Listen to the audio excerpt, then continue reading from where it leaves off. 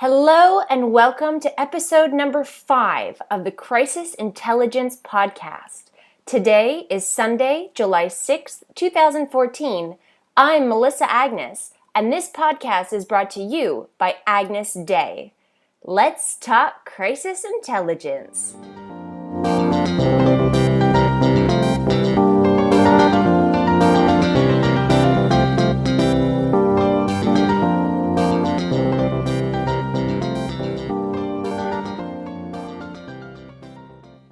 Hi, Karen. Thanks so much for taking the time to chat with me here today.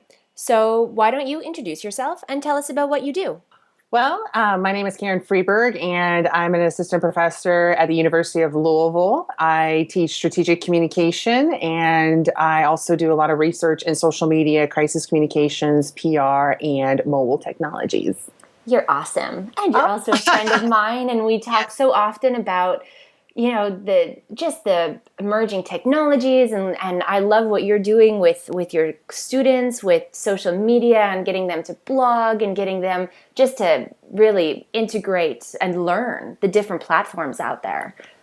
Oh, I really appreciate that, Melissa. And, shout out to you too, because I can't thank you enough for not only the resources that you provide on your blog and insights, and I make sure that my students know that you're like a must-follow professional in the field. And it's a very exciting time in the area of new media, and especially in crisis communications. I think we have a nice community online that we're able to have these conversations and dialogues. And it's just been really awesome to be able to connect with you and have these great conversations about not only emerging platforms, crisis, and coffee. I forgot that in my introduction, my love for coffee, but your love for coffee. All right. So, and I agree. I love that our community, topics of crisis and issues management are really hot right now. But that came with social media. That came with new challenges that organizations are continually facing. So it makes sense. So I know that you're teaching a crisis course this year. I am. I'm really, really excited. This is actually my first face-to-face graduate course. I've taught online for about 5 years for West Virginia, but this is going to be my first graduate class, and it's going to be in crisis communications. And we actually have a hashtag already that my students created. It's hashtag Freberg grads. And they said, well, you're into social media. We got to have a hashtag for this class. I'm like, okay, let's go with that. Well, you always have a hashtag for your classes. Yeah. I always try to have that to kind of build a community and, talk about related topics. So this class is going to be really focused on crisis communications. And we're going to spend a lot, of course, on social media, as you mentioned. There seems to be something happening every day. And I've told my students, well, if you go into the field of crisis communications, you're always going to have a job because there's always something that's going to happen and you have to go out and fix it. So there's always something that we can do, at least at the very least, to add value. Value to organizations and help them kind of work their way. I always like to say I like to plant seeds. I like to make people think and get them asking questions that I ask that they don't normally think of asking themselves because they don't do it every day like I do. So what are so we have a lot of, professors and educational institutions that are going to be listening in. We also have a lot of organizations, people, who represent organizations that are going to be listening in. And so to give value to both of them, I want to talk about two things. One, the struggles that I know you're having with, not struggles, but, just the obstacles or the, kind of balancing practice and theory. And then also I want organizations to know what is coming out, what's coming out with the new grads and what are the skills that they're going to have and what can they expect and look forward to and what could be of interest to them. Right. I absolutely agree. It's been an interesting process for me because I've always been a professor that feels like I don't consider myself in one camp or the other, like whether it's a practice or research. I've always felt kind of like, well, I'm kind of in the middle. I'm kind of, I feel like I kind of straddle both sides where I went to get my master's degree at Southern Cal. Fight on, go Trojans. And it was a very professional degree where theory was not, I mean, it was emphasized, but not like at the forefront where my PhD was at Tennessee.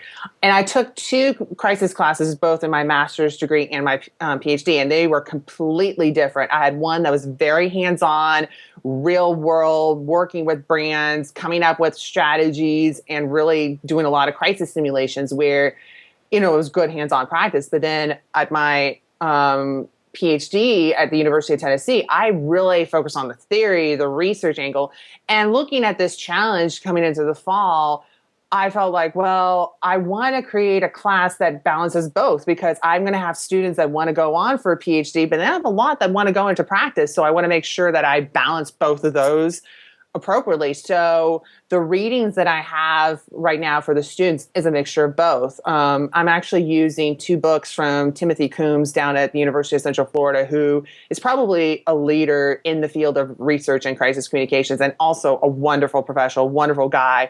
And we've had a lot of really, really interesting talks about social media and crisis communications. And so I'm using his books, but I'm also using a lot of readings and a lot of reports from the CDC, American Red Cross, some agencies like Weber Shandwick related to reputation management. So I'm having the students doing assignments that are research related. I'm actually going to have them write up a case study, but then I'm also going to put them through simulations and coming up with message maps and giving them hands-on experience, bringing in professionals both virtually and in person to give them insight on what this field is going to be away. Because I want the students to come away with as many skills, as many tools that they have in the field of crisis communications, so they have options. And I think that's one of the challenges that I see with some of the crisis classes, is that the students are prepared for one field or the other. They're either prepared for practice and maybe not research, or they're prepared for research and not practice. And so my goal is to basically give the students, hey, you're going to be feeling prepared wherever you go. That's awesome. So, it's so important because especially the way that technology, platforms, trends, they evolve lately at the speed of light. Yeah. So they have to have that route of being able to research and go digging and go looking and experiment. Yeah. Oh, that's going to be really valuable. I think it's going to be a lot of fun. And one of the things that I think that I really don't see a lot of times is, like as you said, with evolving technologies, and this is something that I've emphasized with the students. I'm like, yeah, okay, I'm going to be talking to you about what's going on right now, like with crisis communications on Instagram or some of these other emerging platforms. But I would tell them, look, this could be completely different, in a couple of months or even the next day. So you have to build like the foundation skills on how to basically take the time to learn the foundations on, as you said, talking about research. How do you find out new emerging platforms, and kind of give the students some fundamental skills on where to look next. And I think in crisis communications, you have to be aware and be involved in technology, because you have to look at the channels that are coming forth and using to communicate during an emergency or a disaster, or even look for early warning signs. As you've said throughout your blog posts and speaking engagements, you have to go where the community is. You have to look at where it's going on. So I think emerging media and keeping up with the trends is one of the foundational skills that all crisis students need to have. And a perfect examples of that I find is I talk a lot with different organizations, right? So, and I find that the ones who are doing real emergency management, so if you look at the International Committee of the Red Cross, the American Red Cross as well, Mountain View PD, these are organizations that are, and I'm just naming 3, but there's so many more out there that are just doing it right, that deal with crisis situations, but they deal with very big emergency crisis situations as well. And one of their cores of their crisis plans or crisis communications plan is leveraging technology, social media, the platforms that the population, the people that they need to reach in these really critical times, the platforms that they're on. So if they're doing it, organizations need to be doing it. And it's on less a scale. I mean, a crisis is a big deal for an organization no matter what. But when you compare it to look at the International Committee of the Red Cross. They're dealing with hostile environments where members are in life endangering situations on a daily basis. They need to be strategic with their social media so that they don't make those environments even more hostile, but they still communicate what needs to be communicated. It's such a complex situation and dangerous situation. So if they're using social media and mobile technology, for me, it just shows that, on a lesser scale, on a less severe scale where lives aren't necessarily in danger, social media can be so valuable. Mobile technology is so valuable. And it's so easy today. It's there. It's available to us all.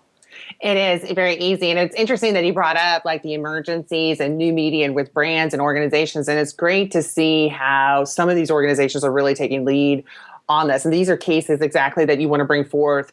And a lot of times, I think in the classroom, especially in crisis communications, we focus on the bad examples where we really need to look at, okay, who's doing it well? Who is really taking control and using the social media platforms and emerging media strategically? And one of the biggest things that actually I took away with, I was at the Reputation Institute conference last week, great conference, great organization, leading professionals, last week in Miami, and they talked about the risk of how brands in a crisis are not managing their corporate narrative. They're not being effective storytellers and saying, okay, here's what we're doing. Here's what actions we're taking. And so when you're seeing some of these organizations, make mistakes online on social media, they're usually not consistent with their messages, like how people perceive them, whether it's, okay, if it's Carnival and they had, this reputation for being a great cruise line. And then all of a sudden they crisis after crisis. Crisis after crisis. And it's not only, I think, impacting not only what they're doing as a brand, but it was interesting hearing the CCO speak at the conference. He was talking about how that really did impact the industry. So it really did. It changed laws. It changed bylaws. Mm-hmm. I wrote about it, actually. I was just trying to pull it up to remember exactly, but it changed the industry. Yeah. It did. Sorry, guys, didn't mean to cut you off. No. I mean, it's really interesting. I mean, and it's some of those cases where I think, with some of the students in the class, I think it's those, as you said, life or death situations are really damaging reputational consequences that happen with a crisis. And that's something that I think students may or may not realize, like, okay, people make mistakes, but then there's mistakes that really have severe consequences, like you're losing life, losing finances, really damaging a whole entire industry where it only takes one instance. And I love the quote, with Warren Buffett. It's like, it takes 20 years to build a good reputation, but only one mistake to ruin it all. And I think that I think we're very sensitive, to events right now, but we're also more aware. We're more aware of what brands and organizations should do. And again, one of the terms that I like, that I share with my students involving crisis communications that came actually from the Reputation Institute a few years ago was how we're in a reputation economy where people are, we're looking at good services, good products and everything, but we're also looking behind the scenes on who's representing these brands, who's working behind the scenes, what are they doing to contribute back to society, whether it's to the environment, to the community, through social issues.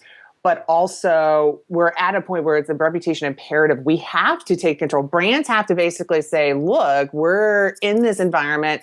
We're in this area where crisis could happen, whether it's emergencies or man-made situations. And we have to take control of our brand story and engage our community, both in person and online. And so it's almost like the reputation imperative that I think more organizations are realizing that, and they're investing more in the field, which makes, students aware that there are opportunities, like after they get their undergraduate degree or graduate degree, if they go through certification programs, they have the option to go into this field. And it's been interesting talking to the students about what the field involves. And a lot of them are like, this is what I want to do. I like the strategic angle. I like the fact that I have to, be able to think on my feet and able to help solve problems and help people. They're like, I want to make a difference. Yeah. And I think I see that more often now in this young generation, which I think is great, with students coming out.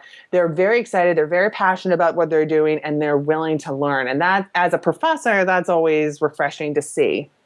I find that, well, in my example, so this, I give a lot of guest lectures to Mm-hmm. different classes, different schools, universities, and a question that I get that I love.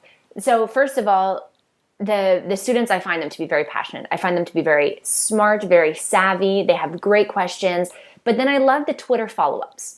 I Mm-hmm. love those that didn't, necessarily, either they didn't get a chance to ask me all the questions that they wanted to ask me, or they thought of them later, or they might have been shy, whatever it is. But there's this one great question that I got recently, and it was, since you're always on call, because that comes with the territory, Mm-hmm. how do you balance your personal and your professional life? Mm-hmm. And it was hard to answer that in a tweet.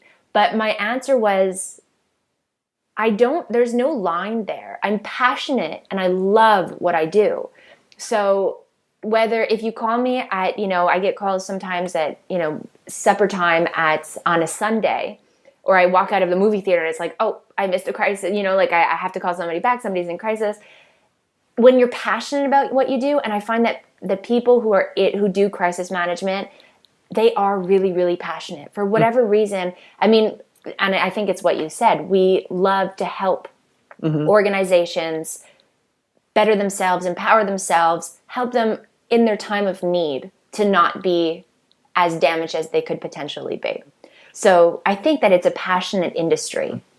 It is, yeah. And I think I just want to add to, for your couple of guest lectures that you come to my class, my students have raved about you. They've said that it's been their favorite one that they've had. I know, with my social media class at Louisville, I had several students that were like, I want to go into this field because of Melissa after her talk. She was Oh, just so wow. That's passionate. really nice. Yeah, so I had a lot of students that really responded to your enthusiasm and energy and passion in your talk, and that was just through virtual, Skype lectures. So that's really great. And we thank you again for that part. But I do think it's interesting that you had that tweet, and it is interesting, and I think that's something that I still think professors still struggle with, in terms of balancing that professional personal line. Because what we, as professors, what we have to do is, there's students that want to friend us on Facebook or follow us on Twitter if we're using social media. And I've had a lot of professors that are like, oh, I won't friend students, or I won't engage them on social media because that crosses the boundary.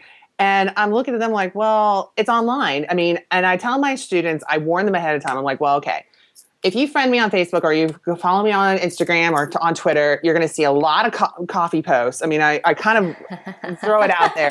She's a coffee nut. I am a coffee nut. I love coffee. It's a food group, right? I mean, It's on your chart, essential. on your food chart. Yeah. Yeah, it is on my food chart. And I think that goes with the territory and crisis communications. You got to be one with coffee. And you got to be wired. Yes, it's energy. Yeah. So, but I tell the students, I'm like, well, yeah, you get to see me. I'm more than just a professor. And I think that's something to balance that personal and professional. Sorry, I don't mean to cut you off. Oh, but it's such an important topic. And okay, so I have two things to say. First is that you can put up lines. So first of all, people fool themselves if they think that privacy settings protect them or keep them private at all on any social media platform. However, if you look at myself, I'm on a lot of different, myself and Agnes Day, my company, is on many different platforms for different reasons. However, my Facebook, I won't accept, that sounds so rude, but I won't friend colleagues or clients on Facebook. For me, my personal Facebook page is for my close friends, people who I consider my close friends, and that's that. Everything else is for everybody else. Mm-hmm. So professors could make that line as well. Mm-hmm. But the power of showing the world yourself and not just we're three-dimensional people. People are three-dimensional. And so for example, I give this talk on, I'm just going to say the name. Okay, trust the social executive and your crisis preparedness. Those are three things. We live in a trust economy. You need to build trust in order to depend on your community in a crisis or be able to help them in a crisis, whether it's give or take. And also you need to build trust if anybody's going to believe you. I mean, trust in CEOs and government right now are at an all-time low. Mm-hmm. The social executive can help build that trust. The social CEO who's out there, Jim Delaney from MarketWired is a great example of a social CEO who's out there, who's proactive, who's sharing little tidbits of himself, not just for work, but of his personality, of who he is, his passions, and how it benefits MarketWired and how it benefited him in his career. And then crisis preparedness. It all goes in together. When you build trust, when you show more than just a logo, or show more than just your profession or your job description, you're showing people want to connect. And that's the power of social media as a crisis preparedness tool when you're open to it. And when, however, there's certainly different risks and things that should be addressed, and concerns that should be addressed, and vulnerabilities that should be outlined beforehand. But if you're smart, you'll do that before, and then you'll leverage the power and the opportunities that come with the platforms. Oh, I absolutely agree. And I think that utilizing the platforms to definitely show your passion and your personality and your energy is really, really important. And I've actually found, being connected, with students and using social media in the classroom, I've had students who've had me in other classes, and I only use social media for my social media class and now for my crisis grad class. And I've actually had students who've taken me in other classes, and they basically have told me, Dr. Freberg, we actually felt we got to know you not only as a professor, but a person. And I'm like, well, yeah, professor is one hat that I wear, a lot of times, but I think they feel more connected to you. They want to learn more. They remember you. They come back. I see the notes that you share from your students that, they come back and they thank you, or they just say they miss you, or different thing, or that you inspired them to do a certain thing for their future career. And that's because you showed that part of yourself. And I appreciate that. Yeah, and my students rock. I've been very fortunate. That's one of the things that I love about teaching is the students. I've been really, really blessed to have some amazing students over the years. And some of those notes really, the evaluations that I get, I look over and I tear up. I'm a softie when it comes to that kind of stuff. But I do think one of the things that I felt that really helped me, and I've had a couple of professors that I've had that really kind of, showed me that this was possible, was basically being a leader yourself and kind of setting the tone and setting the example. And I feel like if students, if we're connected on social media, they get to see how I interact and how I engage, with other professionals and network. Because I feel like sometimes in new media, like especially when you're looking at reputation, it's interesting with students on this, as you mentioned earlier in our conversation, what's private and what's not. And some of them are like, oh, only my friends are on Twitter. I'm like, guys, you can go back and here's the sites that you can go and see what you tweet. And they're like, oh my God. And, so it's one of those reality checks, but it's a good one for them to kind of be aware, because employers and brands are going to look at what they're saying online anyway. But it's good to kind of set the example and set the tone. And so I feel like in many ways, I feel like I'm a mother hen at times, where I have to kind of take the role of, okay, guys, you need to make sure that you don't do this. You do this, online to kind of manage your own brand and reputation, so you don't create a crisis for yourself later on. But I think it's so important. And I think there's this, can I share a story? Oh, yeah, absolutely. It's so interesting. And it's one that it really hit close to home. So, and it goes with everything that you're saying. And I love that you're being an example for your students, because I feel that today's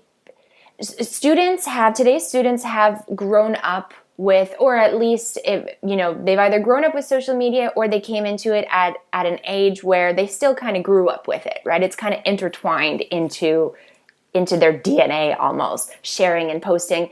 And this comes with, when you're a kid, you don't think about the consequences. So when they started on social, and it comes with a sort of entitlement that you could say whatever you want, you can post whatever you want. There's no consequences. It's freedom of speech.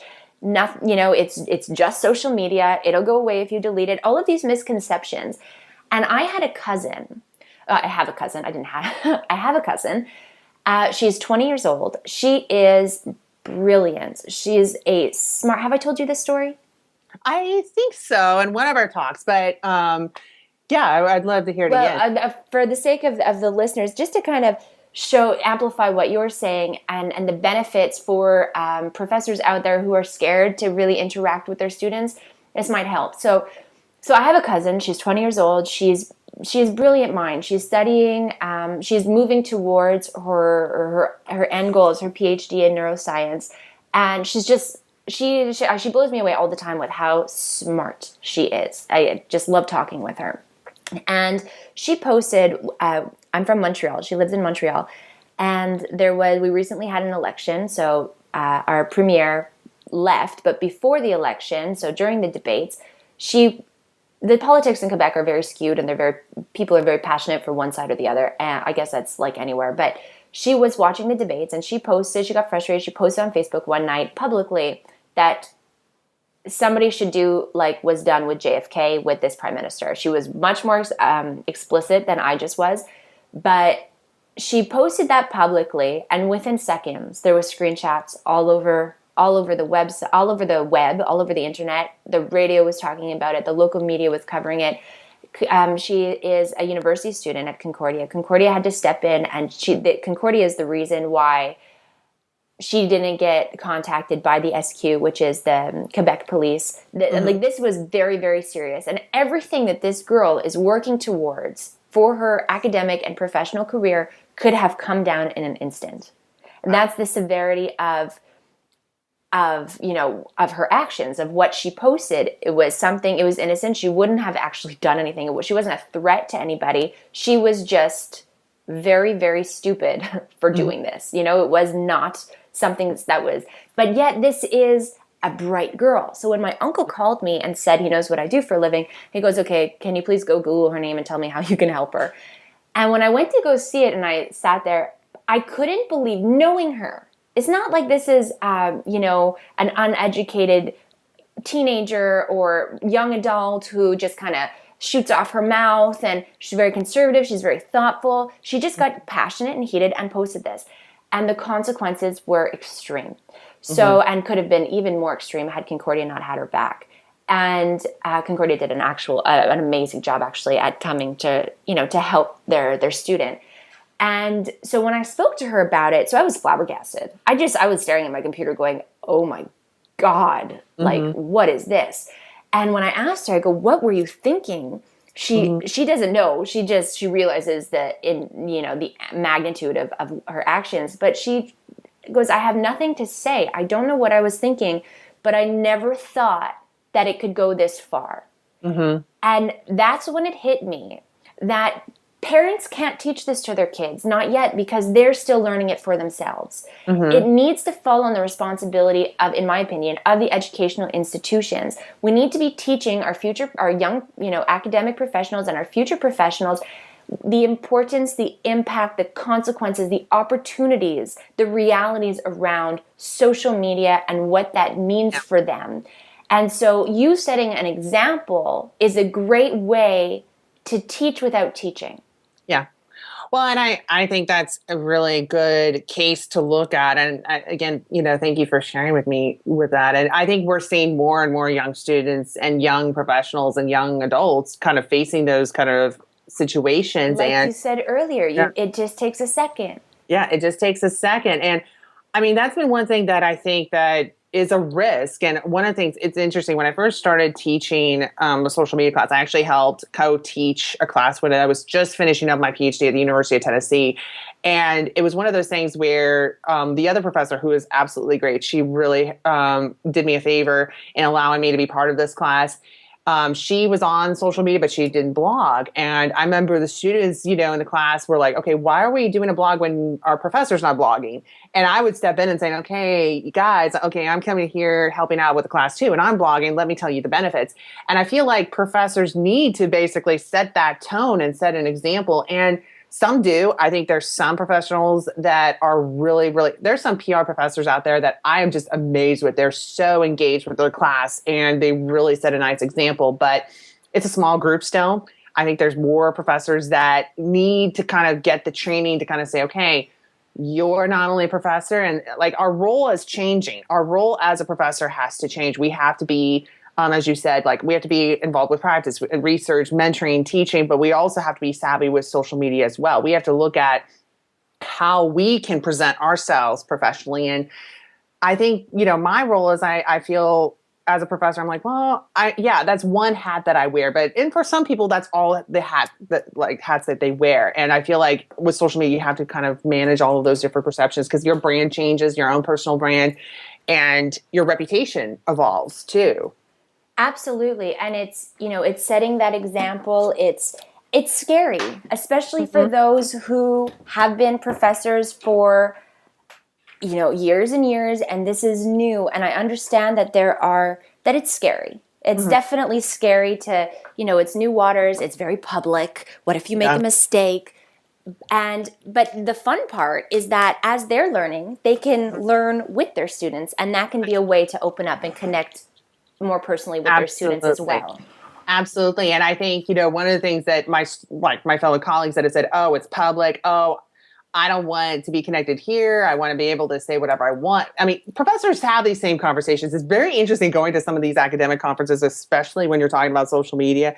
Like, oh, I don't want to be online. But then I tell them, I'm like, well, a couple of things. I want to make 2 points. One is basically, okay, you're only focusing on the risks and challenges. But what are the opportunities? I mean, I feel like I've been able to have a whirlwind of connections, yours and, our connection included, thanks to social media. We've been able to have great conversations these last couple of years. And I've been able to meet some amazing professionals by being active on social media that I've been able to bring into class, meet in person, have collaborations, have partnerships. It's just, I mean, I've told my fellow colleagues in the profession, I'm like, look, there's so many benefits that are there, for the taking.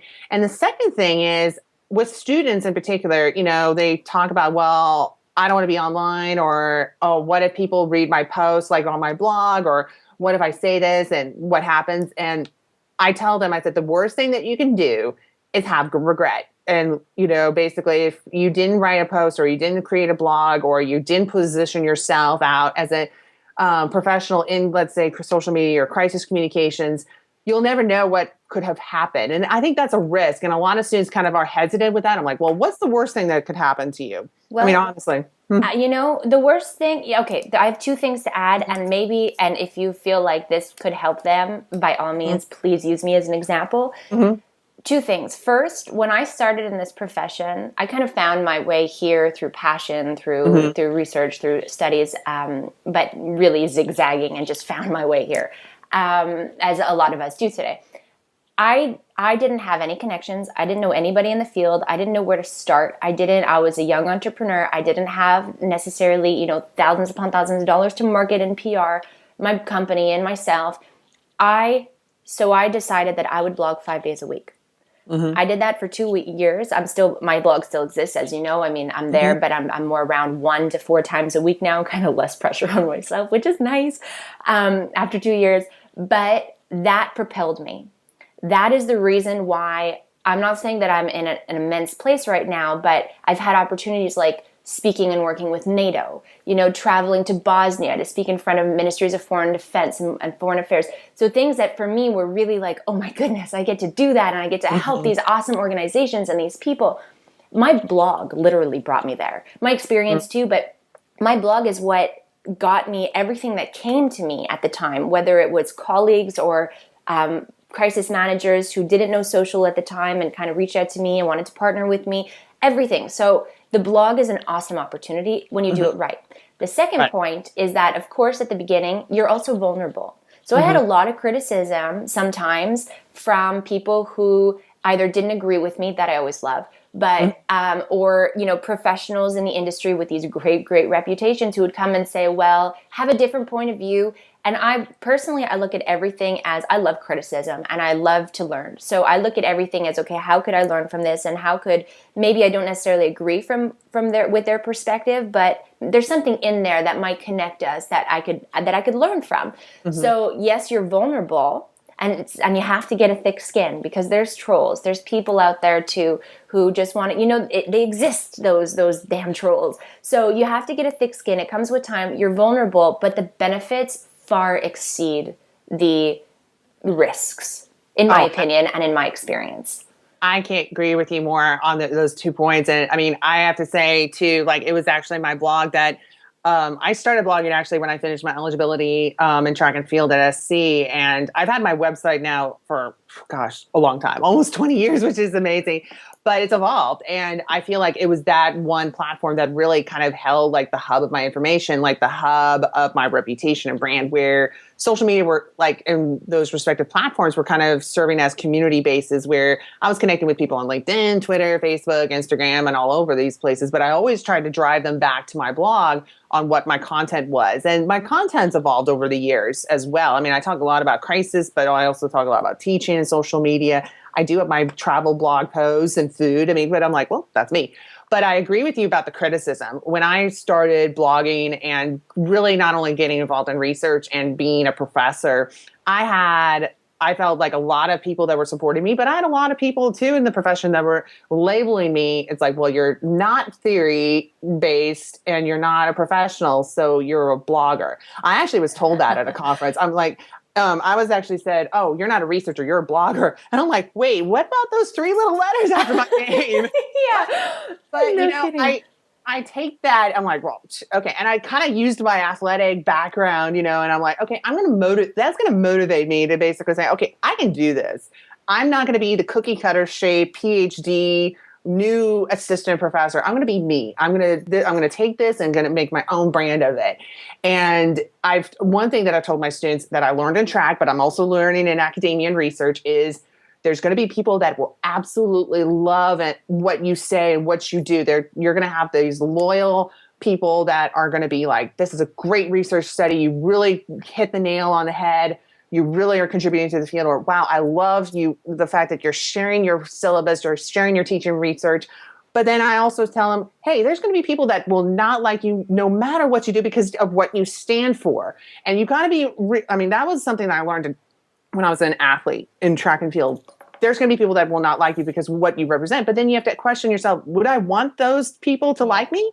You kind of have to look at, it's better to look at quality versus quantity. And so looking at those personal reputation management skills on a personal level and how do you brand yourself, how do you extend yourself is essential skills that I think students today really need to get a hands-on grip. And so I think sharing these stories and sharing those point of views, your story, Melissa, is great. And look at where you're at right now. I mean, you're like a leading professional in the field and you're doing such a great job and contributing to the field of crisis communications, social media, and you're really setting the stage on fair. So I have to commend you on that. Thank you. I feel like we're tooting each other's horns throughout this session, but thank you. But it's true. I think that we're a fan of each other and we found each other this way. I mean, yeah. And if you look at, just to add to your brand, your personal brand, we have a lot of shared colleagues and friends in common, and all of them, one, you can't please everybody, but the people who you do connect with and who really feel like they get to know you, I don't know anybody that I could say, Karen Freberg, and they won't be like, oh yeah, she loves coffee and she's, her blog is always awesome and different things. So it's more than just, oh yeah, that's that professor at Louisville, Kentucky, or in Louisville, Kentucky. So there's that, there's so much power behind it that, and yes, there's a lot of risk. And that's another thing is that the students need to learn the risk. And need to hopefully not the hard way, not like my cousin did, so if we could do that, that would be great, going forward. So I have a question for you, Karen. Yeah. You're struggling right now, or you're not struggling, but it's I guess a small obstacle, the research and the practice for your new crisis class. Mm-hmm. Where are you at with that? And what's your thinking? What have you come up with, or what's the direction for your class that you think you're going to be able to mesh in both? Yeah, I'm really glad that you asked that because it's been something that when I first found out that I was going to be teaching the crisis class this past spring, I was really, really excited. Oh my God, I could imagine you jumping up and down. I was like, such a passion of yours. I was like, hashtag yay, hashtag excited, hashtag coffee is essential. All of the hashtagging was definitely present. But then I kind of sat down and I was looking at my syllabus. It meets once a week for 3 hours, Wednesday night. So I'm really excited. It's going to be a great group of students. I actually have a couple of them that are coming back from my social media class since that was a kind of a blended class. And they're all very interested in crisis communication. So I remember looking at my syllabus and I'm thinking, okay, what am I going to do to basically bounce these both perspectives? Because I feel like at first I thought, well, maybe 1 week it's going to be practice, the other week's going to be theory. Then I thought, well, maybe half and half. And so I was just kind of, kind of strategizing what would be the best fit for the students. And I realized, I said, okay, for every class is 3 hours. I'm going to basically start off with the research, the foundation, and then the second half of class. So an hour and a half dedicated to research. Because there's only so much, I think, theory and research that, all of us can handle at one point in time. I thought, ooh, 3 hours of research and theory, that might be a little hard at times. Unless you had a, supply of coffee, then it would be okay. But I decided to basically break up the class half and half, basically to talk about the theoretical foundations, really go over some of the major trends and research that we're talking about in the field for the first hour and a half. Then the second hour and a half, really delving into case studies, going into message mapping, going through strategic crisis flow models, doing simulations. I actually am having the students, instead of a midterm, I'm going to propose them and actually have them do a crisis simulation where they're going to actually have to produce all of the message points, all of the strategies and everything independently. Awesome. And then one of the things that I also wanted to do as a final project is actually a case study that could be submitted either for a trade journal in the field, whether it's in crisis communications, PR, or I'm actually involved in a conference next year. Actually, it's going to be in Greece. And so I'm actually, for those that are interested in the research end, I would like them to submit that to that conference. And so they get the experience and the heads up and the foot in the door to present their findings that they do on a crisis case study on the research end. So I'm giving them kind of a path at the end, like, okay, I want you to produce this, really insightful document based on both practice and research that you can either present at an international conference or submit to a trade publications or write it up or write a blog post on it to send in, so they get something out of it. And one of the lessons that I did learn when I was at the University of Tennessee, and I tell this with grad students, is never let a paper or assignment go unwasted. Use it for something, whether it's going to a conference, going and submitting for a publication, or submitting it possibly for a case study competition that we have a couple of organizations that give out cash prizes for that in social media and PR and crisis communications. So I'm giving them kind of a window at the end, like, okay, I would like you, depending on where you want to go after this, whether it's a PhD or practice, here's the options and angles that you could go forward. So I'm happy with the layout. It's going to be a lot of fun. So I feel like it's a bit different from other syllabi that I've seen from other universities in crisis communications. It's kind of more blended, but then I thought, well, that's me, so. Oh. Perfect. I think that's really exciting. I think that your students, wow, I can't wait. I can't wait to meet them, and I can't wait to watch hashtag Freberg grads and just see the excitement as the semester goes on. Well, I'd love to have you back in if you'd be willing to come in. You know that you're on my list every semester. It's like, all right, just kind of tell me when. Okay, I will definitely. Yeah. So, but yeah, I'm really excited. It's going to be a lot of fun. I mean, I tell the students too that as a professor, I said there are going to be times where you're not going to be happy with me with all these papers and assignments and readings, but I tell them work is good for you. And I said, you'll thank me. I said, I know you'll be unhappy of doing all these readings and all this work, but I said, you're going to be happy when you're able to present this somewhere or publish this. But then I kind of treat them too and basically say, I'm not only a professor, but view me as a coach. And if you talk to any kind of Olympic athlete, they didn't start training like the night before the Olympics. They had to do a little bit each day. And I'm coaching you on what you need to know to be the best professional you can be once you leave this class. Absolutely. And are you going to have them have a blog as well? Most of them already, most of the grad classes students that I have in my class this semester already have a blog. So I'm actually going to encourage them to write about crisis communications and kind of keep that up because they've gotten, just from my social media class this past spring, they've gotten a lot of really good insights. Several of them have gotten internships, several of them have gotten job offers. So I definitely want to kind of continue that momentum. And I think when you're writing about content from class, and you're able to kind of put your own voice and point of view across, you're able to kind of articulate, okay, how do I view this field? How do I see myself as a person and professional in this role, in this area of communication in crisis? Absolutely. You find your voice. You also, I know that my blog, the first, say, year and a half, 2 years of blogging, well, every day. So it's a challenge to do it every day. It's different. It's unique. It's definitely a unique experience when you hold yourself to that obligation, and because you're looking at everything. What's the angle here? How could I write about that? Is there a lesson, a takeaway that I can provide to my readers that would help them, that would further them along in their journey? So I learned that by looking at things like that, I learned so much personally and professionally. Not just for writing and research, but for crisis communications. It's amazing that when you have that quizzical eye, and you demand it of yourself, so you have this obligation and you have to meet it and you have these deadlines, and it's amazing how everything becomes a lesson and how fast you grow. Oh, it's amazing. I look back at my first post when I was a grad, like a master's student at SC, and I kind of cringe. I'm like, oh my gosh, I was writing like that. And I feel like one of the best things about having a blog is it makes you write. And I mean, I had my students write a couple of posts each week. And actually in my social media class, I had 2 posts every week for the students. And one of them was on the topic at hand. And everyone had no problem writing about social media, especially when it came to crisis. They're like, oh, we had no problem. There was a lot of things that were going on during the semester. But then I basically said, okay, the second post is up to you. And my students kind of looked at me because they've had other classes where they've had required blogs.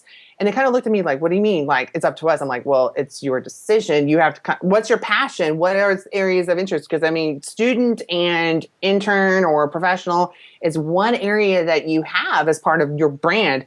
What are you interested? So I had, people talking about food. I had sports. I had horse racing. I mean, Louisville, we love our horse racing. I had a group of students that love bourbon. I mean, they were like, I had one student, his name was Ben. He was all about bourbon. And I learned a lot from reading. No kidding. That's like me and my champagne. Yeah. Well, he was like the connoisseur of bourbon. And so, I mean, that was one thing when I moved to Louisville. It's like, okay, basketball, bourbon, and horse racing. 3 things. Great city though. But yeah, I mean, I got to see what the students were passionate about, and they said it was at the end. They were like, "It's so easy to write, and I want to continue writing about it because I'm interested. I'm not getting forced into writing things." And I'm like, "Yeah, I mean, if you work for a brand, if you work for an agency, yeah, there's going to be times where you're going to have to write about topics that you may not necessarily be interested in or as much as you are. But if you're able to be passionate, if you have a choice of what you want to write about." Everything just kind of comes together and you're able to see what comes across and you get reactions and experience and practice. Everything is a lesson, as you said. And I think that's such a great point for everything you do. And I think that message seems to be, I mean, sometimes in students, when they come to a class, like, what's the point of this? What am I getting away from this assignment? Or is this just, busy work? And I tell the students, like, I mean, in my crisis class, I'm going to have the same conversation. I had this same conversation in my social media class where every assignment, it has a purpose. You're going to learn certain skills from this, whether it's writing, finding your voice, doing research. But then I also put on the students too, and basically say, look, I'm doing this along with you. I'm either doing this myself, I'm maintaining my blog, I'm doing the same number of blog posts or more, or I'm doing strategic plans myself, or I'm coming up with campaign proposals for consulting jobs. So I'm like, I'm doing this along with you. I'm not assigning this just to sign it. I mean, I'm doing this along with you. And that point of view and that perspective for the students are like, okay, I'm not doing things just for the sake of doing things, which I think that, some people have that perception, especially in classes. Until especially I think we're kind of programmed like that as students because so many teachers, like you said earlier, so many professors, they're not doing it. Yeah. So then it's like, okay, well, you're just making me jump through hoops. You just, dance, puppet dance. I remember there is one class I remember when I was an undergrad at Florida. We had to do this one huge assignment that it had no point in the class. I mean, literally. I mean, and I was like, look, I'm going to be a hard worker. I'm going to be doing this. But this one assignment had no connection whatsoever with what we were doing. And it was busy work. And I remember as a student, I knew very early on that I wanted to be a professor. I always was very passionate about teaching, mentoring, and doing research. Even at a young age, it was kind of shocking. But I just remember in this class, taken away, I'm like, this is something that I will not do. I will always have a purpose and reasoning behind assignments that I'm going to give my students. I'm not going to assign them just busy work. But it makes sense because you have, and it goes with social media, whether you're looking at social media from the marketing angle or you're looking at social media from a crisis communications, crisis preparedness angle, strategy needs to be at the core. I mean, if you look, I just had this conversation, with Mountain View PD for another podcast, and they didn't just say, okay, well, we need to be on social because we need to be able to communicate with our community in a crisis.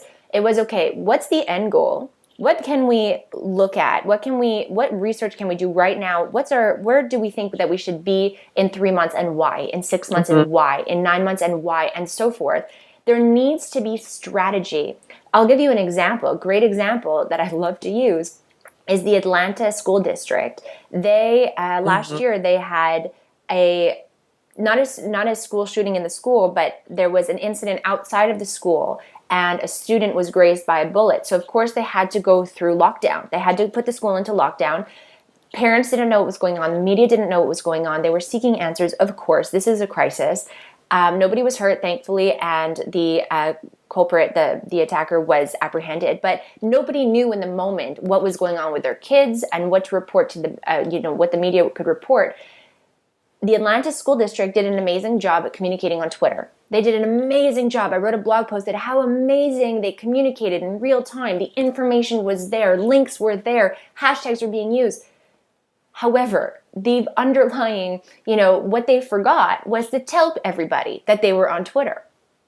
So they had this, they saw other people do it probably. They had this strategy down. They knew they needed to communicate, but they forgot to back up a few steps and let people know, parents and the media alike, that they were doing it. So they got criticized, and think of the emotion that goes with this, because they weren't communicating in the eyes of the public. And I think that's a beautiful example of strategy. You don't just do. You have to do for a reason, and that reason has to serve a purpose, meet an end, and have structure to it so that you can reach those goals. Absolutely. And I think there's more professors, which is really refreshing to see, that are focusing more on strategy. I mean, just kind of looking at this area of social media in particular, it's really refreshing to see that, because one of the things that I felt was kind of frustrating for me when I first was trying to create my class that I'm teaching right now at Louisville. I spent my first year at Louisville just kind of brainstorming and considering, okay, what are basically the types of areas or topics or assignments that I want to do for my class. And I saw a lot of professors were still in for a social media class, were using exams like a final exam or a midterm. And I looked at that, I'm like, well, I mean, I would ask them, I'm like, what are these midterms? I'm like, fill in the blanks. Are you giving them a scenario, come up with a plan? What are these? And they're like, oh no, it's multiple choice. And I just kind of questioned myself. I'm like, what am I going to do and have my students, participate like in a class where I give a midterm to ask them what a hashtag is or what a tweet is? And I thought, well, that's not going to be one thing that I'm going to be looking at. So I kind of emphasized, I was like, in my class, it has to be the strategy, as you said, Melissa.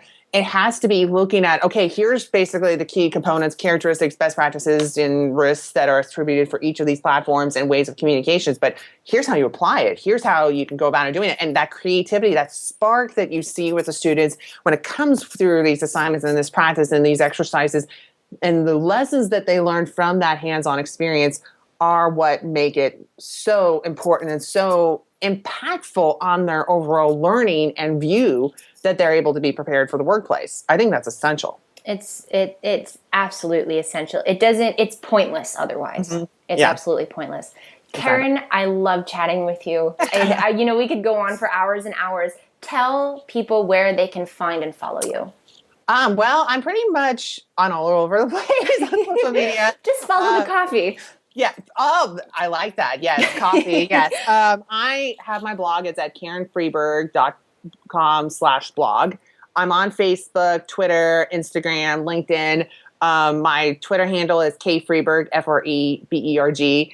And I'd be more than happy to connect with people who are interested in the area of crisis communication, social media, if they want to talk more about the class or best practices in teaching, and just connect overall. You have a great audience base and listeners and readers on your blog and listening on your great podcast. And again, congratulations on the launch of your podcast. This is great, a great resource, not only for the profession, but also for us in the education system, to use this to kind of show students and have them listen to really good topics and really good professionals, and a great professional such as yourself. So Thank you.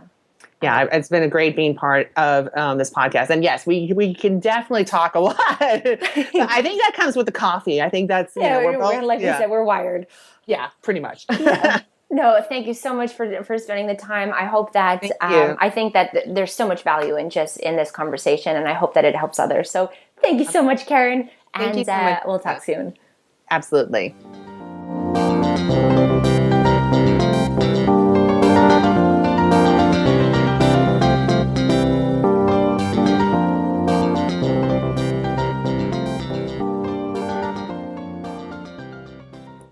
Thank you so much for tuning in and listening to this week's episode of the Crisis Intelligence Podcast. Stay tuned next Sunday when I discuss the art of the apology with Patrice Cloutier. We appreciate all of your support, and if you could share this podcast and even go on iTunes or Stitcher and write us a review, give us your thoughts and your feedback, as well as any questions or suggestions on topics that you'd like to listen to and hear about, we definitely want to hear from you. Also, if you have any questions for Karen from this week's podcast, feel free to send them to me. I'll make sure they get to Karen, and I'll get you answers to your questions, probably in the form of a blog post over on the Crisis Intelligence blog at agnesday.com. Thanks so much for tuning in this week, and I look forward to talking even more crisis intelligence with you next Sunday.